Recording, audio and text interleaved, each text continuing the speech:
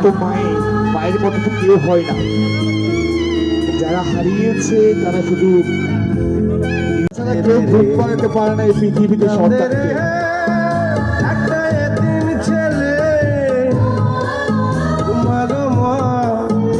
একবার দেখা দু চোখ মিলে